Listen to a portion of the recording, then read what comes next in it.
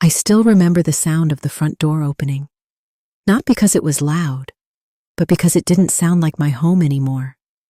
There were voices inside, strange voices, a woman laughing, a man talking about furniture placement.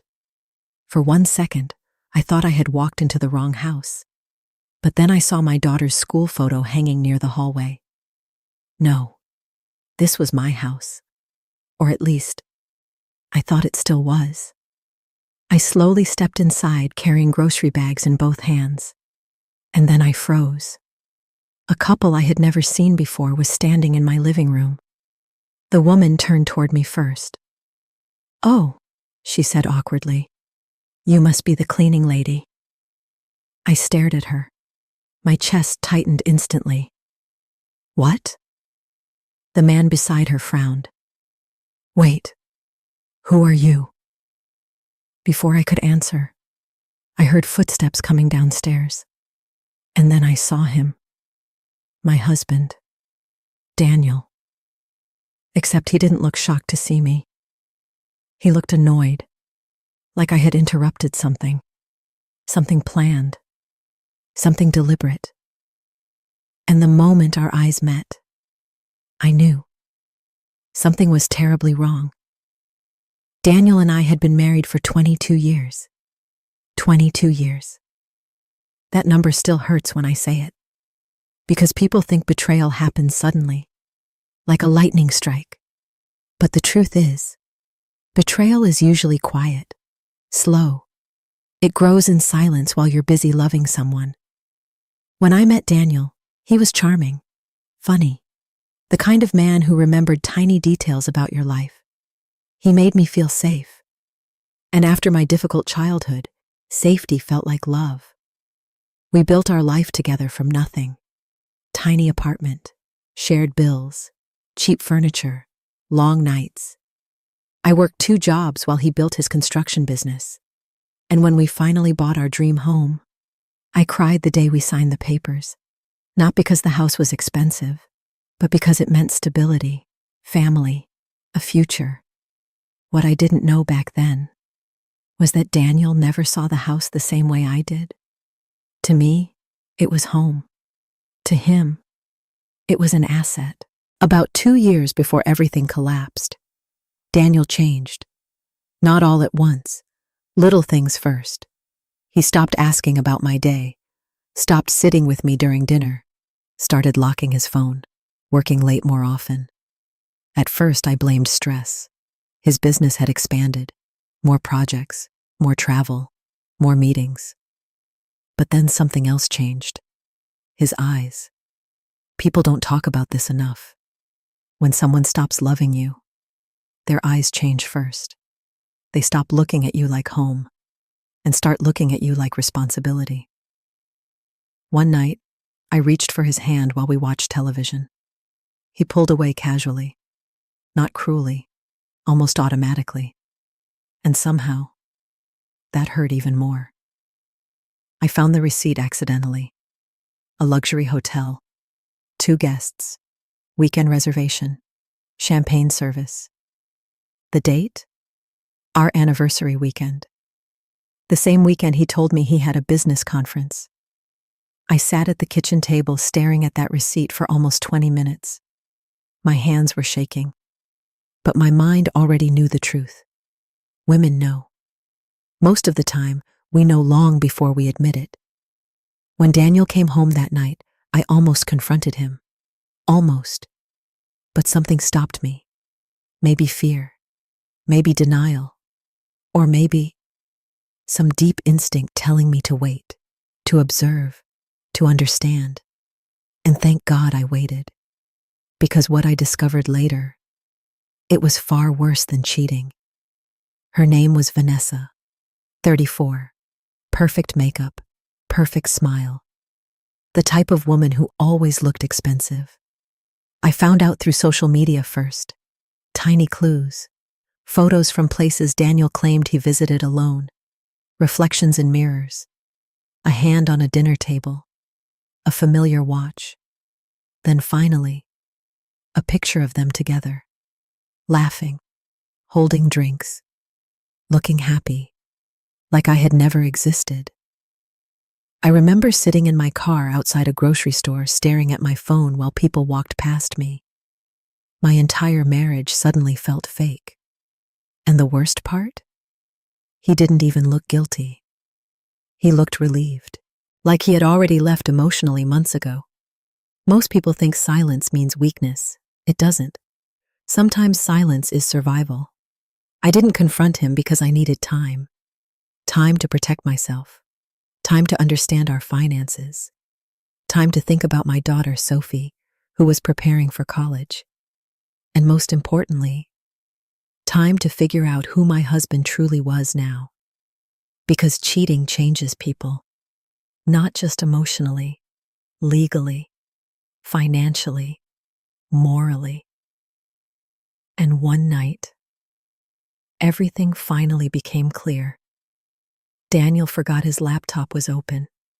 He was upstairs showering. An email notification appeared on the screen. Normally, I would never invade someone's privacy. But after months of lies, something inside me snapped. The email subject read, "Property transfer confirmation." My stomach dropped instantly. Property? What property? I opened it. And suddenly, I couldn't breathe. The email confirmed the sale process for our home. Our home. The house we built together. The house where we raised our daughter. The house is still legally tied to my future. And Daniel was selling it. Without telling me. Without warning. Without even discussing divorce. I stared at the screen in complete disbelief. Then I saw something worse. The buyer's name. Vanessa. He wasn't just cheating. He was planning an entirely new life. Inside my home. That night, I didn't cry. I didn't scream. I didn't confront him. Instead, I walked quietly into the garage, opened the old storage cabinet, and pulled out a small locked metal box. Inside it was the real deed. Years ago, when Daniel's business faced legal trouble, our lawyer suggested placing ownership protections in my name temporarily. Daniel hated paperwork and barely listened during meetings. He signed documents without reading carefully, and eventually, the final corrected ownership transfer was never changed back. Legally, the house belonged primarily to me, not him. Daniel thought he owned everything, but he didn't. And he had no idea. I sat there holding the deed in my hands while my heart pounded. For the first time in months, I wasn't scared anymore. I was calm. Because suddenly, I understood something. My husband wasn't preparing to leave me. He was preparing to erase me. And now, I had to decide what kind of woman I was going to become. The next morning, Daniel acted normal. Too normal. He kissed my forehead before work, asked about groceries, complained about traffic. Meanwhile, I sat across from him knowing he had secretly sold our house to the woman he cheated with. The performance disgusted me, but I played along. Because revenge isn't emotional, not successful revenge. Successful revenge is patient, careful, quiet. And Daniel had underestimated me for far too long. That was his first mistake. My daughter Sophie was smarter than both of us realized. She noticed tension immediately. One night, she sat beside me in the kitchen. "Mom," she said softly, "are you and Dad okay?" I forced a smile. "Why would you ask that?" She shrugged. "He barely looks at you anymore." That sentence broke something inside me, because children notice everything, even when parents pretend. I looked at my daughter and realized something painful. If I handled this wrong, her entire idea of love could be damaged forever, and I refused to let Daniel destroy more than our marriage. 3 days later, I met with an attorney secretly, an older woman named Margaret. Sharp eyes, calm voice.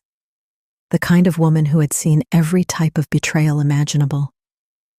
I handed her the documents quietly. She reviewed everything slowly, then finally looked up at me. "Well," she said carefully, "your husband just made a very expensive mistake." I felt my chest tighten. "You're sure?" She nodded. "The sale isn't legally valid without your authorization." I almost laughed from relief, but Margaret wasn't smiling. "In fact," she added, "if he accepted money under false ownership claims," she paused, "he may have serious legal exposure." For the first time, I saw the future clearly. Daniel thought he was replacing me. Instead, he was walking directly into the collapse of his own lies. A week later, I finally met Vanessa face to face. Not intentionally. I was leaving a pharmacy when I saw them across the street. Daniel's arm around her waist, her laughing at something he said. And suddenly, I noticed something strange. She looked nervous, not happy, not secure, almost anxious. Then I realized why. Because women like Vanessa often believe the fantasy, the successful businessman, the unhappy marriage, the crazy wife, the fresh start. But fantasies only work until reality enters the room. And soon, reality was coming for both of them. 2 weeks later, Daniel finally sat me down, fake sadness on his face. "We need to talk." Classic line, classic cowardice. He told me he was unhappy, that he had changed, that he needed a new chapter. Then finally, he revealed it. I sold the house. Just like that. No apology, no emotion, like he was discussing weather. I stared at him quietly. "You sold our home?" He nodded confidently. "It's finalized." Finalized. That word almost made me smile, because he truly believed it. He truly thought he had won. And that's the dangerous thing about arrogant people. They stop checking whether the ground beneath them is real. Then Daniel looked directly at me and said the sentence I will never forget. "You'll need to move out by the end of the month." I looked at him for a long moment, then slowly nodded, calmly, quietly, because he didn't know something yet. The house he sold was never his to sell, and very soon, everyone was going to find out. After Daniel told me to move out, something inside me changed completely, not emotionally, strategically. For months, I had cried silently in bathrooms, stared at ceilings late at night, and questioned what I did wrong. But now, that version of me was gone. Because betrayal has a strange effect on people. At first, it destroys you. Then eventually, it introduces you to a stronger version of yourself. And Daniel had no idea that version existed yet. The next morning, he acted lighter, almost cheerful, like a man finally free from responsibility. He walked around the kitchen humming while making coffee. Humming, after ending 22 years of marriage. That told me everything I needed to know. Some people don't feel guilt when they betray you. They feel relief, and that realization hurt more than the affair itself. 3 nights later, Daniel and I argued for the first time openly, not loudly, but coldly. Sharp words, sharp silence, and unfortunately, Sophie heard everything. She came downstairs halfway through the conversation. "Wait, Dad sold the house?" Daniel immediately tried controlling the situation. "It's complicated." "No," Sophie snapped. "It's not complicated. Did you seriously sell our home without telling Mom?" He looked irritated now, like we were inconveniencing him emotionally. "I'm handling things," he said. That sentence made Sophie furious. "Handling things?" she repeated. "You cheated on Mom."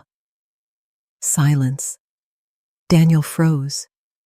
Because now the secret wasn't private anymore. His daughter knew. And for the first time since this nightmare began, I saw fear enter his eyes. No shame. Fear.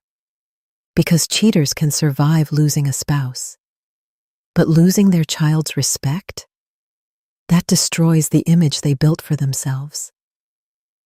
Daniel tried explaining himself, tried blaming distance, tried talking about growing apart. But Sophie wasn't listening. "You lied to us," she said quietly. And honestly, that sentence hit harder than screaming, because disappointment cuts deeper than anger. Daniel reached for her hand. She stepped back immediately. "No," she whispered. I will never forget his face at that moment, because men like Daniel always assume they control the emotional outcome. They believe they can rewrite history.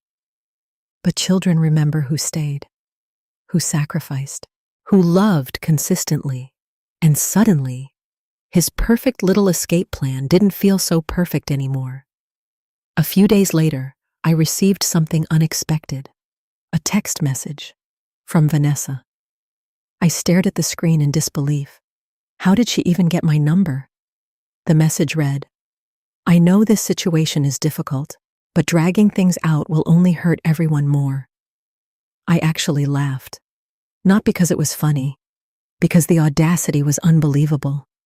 This woman was texting me about pain while sleeping with my husband inside my marriage. Then came the second message. "Daniel said you're refusing to cooperate about the house." Cooperate. Interesting words, because it confirmed something important. Daniel still believed he legally owned everything, which meant he had hidden the truth from Vanessa too.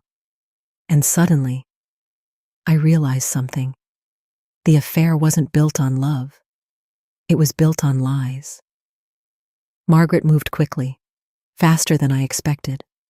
Within days, legal notices were prepared. Ownership verification, fraud concerns, asset disputes. Everything is officially documented. The first notice was sent directly to the buyer, Vanessa. I imagined her face opening that envelope. Imagine the confusion, the panic, the realization. Because up until now, she believed she was stealing another woman's husband. She didn't realize she had also walked directly into a legal disaster. 2 days later, my phone exploded with calls. Unknown number after unknown number. Then finally, voicemail. Vanessa's voice, shaking. "Please call me back. There's clearly been some misunderstanding." Misunderstanding. That word almost made me smile. I ignored the call. Then another voicemail arrived. Daniel said the house belonged to him. There it was. The beginning of betrayal between them. Because once liars get exposed, they start turning on each other. And Daniel had built his new relationship on fantasy. But fantasy collapses fast when lawyers arrive. That same week, Daniel invited Sophie to dinner. Just the two of them, trying to repair things, trying to save his image. When Sophie returned home later that night, she looked emotionally exhausted. "He blamed you," she said quietly. I closed my eyes. Of course he did. "What exactly did he say?" She hesitated. "He said you're trying to ruin his future because you're bitter." That sentence hurt, not because I believed it, but because after everything, he still needed me to be the villain. That's the thing about selfish people. They rewrite reality so they can sleep at night. But Sophie surprised me next. She sat beside me and held my hand. Then she said softly, "I know who ruined this family, Mom." And for the first time in months, I cried openly. 3 weeks later, everything exploded publicly. I came home from work and saw moving trucks outside my house. Vanessa was standing near the driveway giving instructions. Workers were unloading furniture, like she already owned the place, like I had already disappeared. Then Daniel walked outside, smiling confidently, until he saw me. That smile vanished instantly. "You're early," he muttered. "Early?" I stared at him in disbelief. "This is still my house." Vanessa crossed her arms defensively. "Daniel told me this was already finalized." I looked directly at her. "No," I said calmly. "It wasn't." The workers stopped moving. Even they could sense tension now. Then I pulled something from my bag. A folder. Thin. Simple. But powerful enough to destroy everything Daniel built. Daniel's face changed immediately when he saw the folder. Real fear this time. Not annoyance, not irritation. Fear. I slowly opened the documents, then handed them directly to Vanessa. "You should probably read the ownership details carefully." She frowned, then started scanning the pages. At first, confusion, then disbelief, then panic. Her face lost color instantly. "This says," she whispered. "Yes," I replied calmly. "The property legally belongs to me." Daniel immediately stepped forward. "That's temporary paperwork." "No," I interrupted. "It isn't." The silence outside that house felt unreal.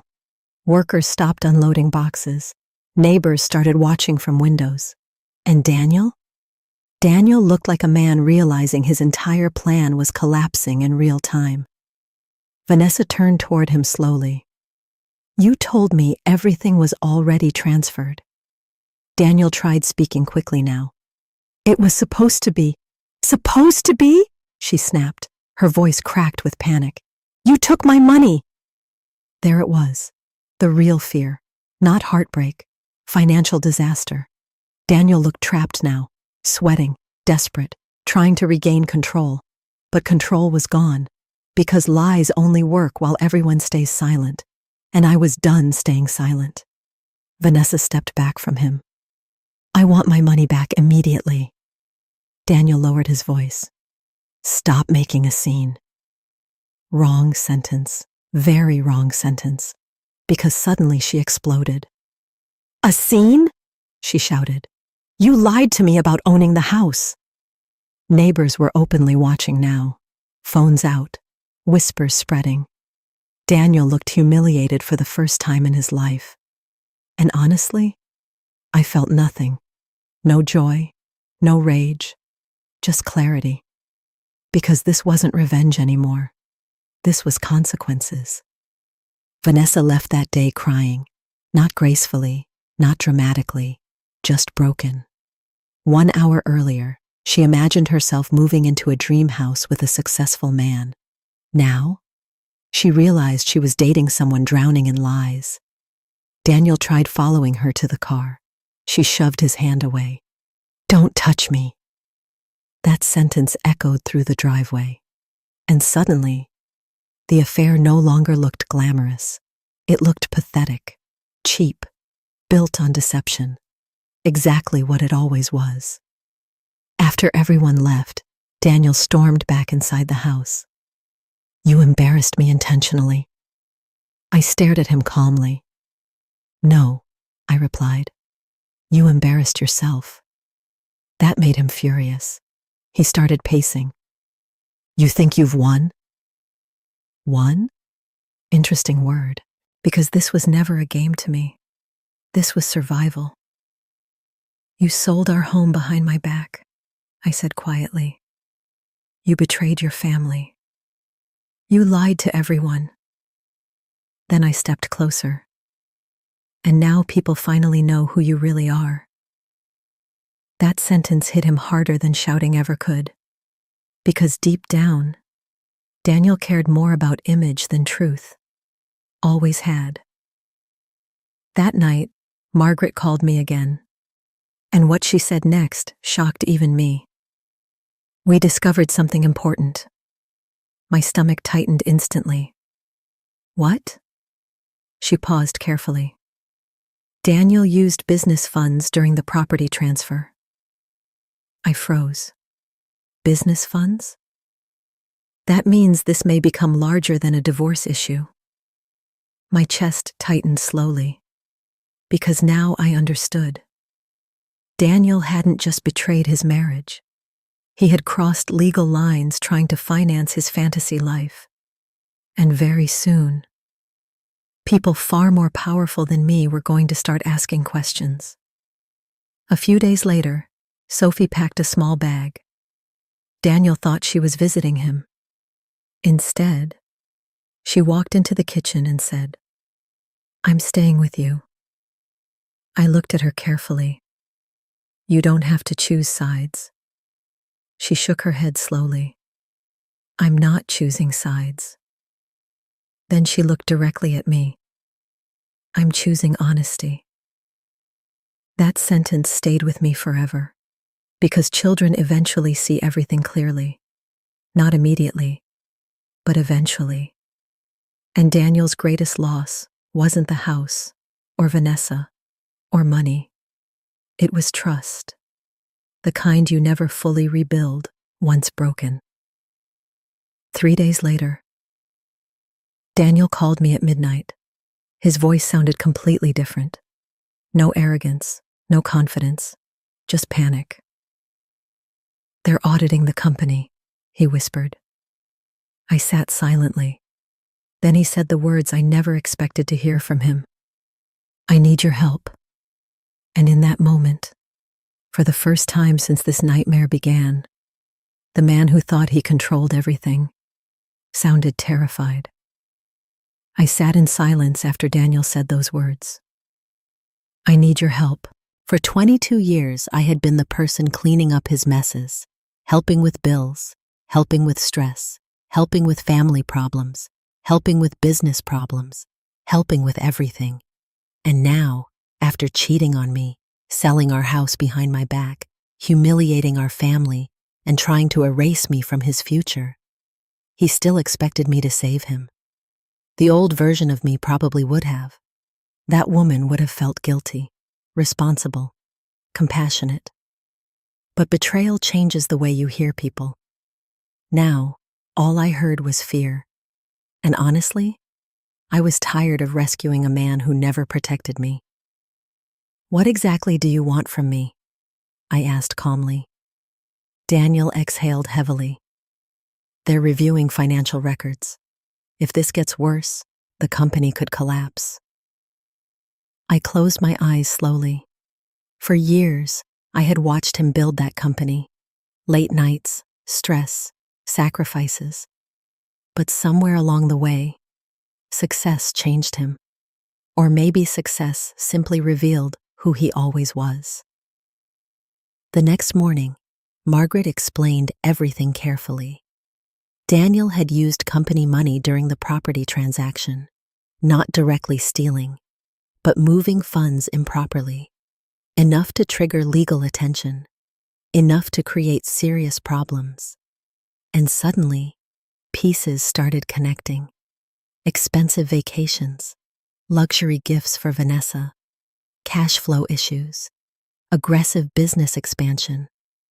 He wasn't just cheating emotionally. He was living beyond reality, trying to maintain an image he could no longer afford. And now, that image was cracking publicly.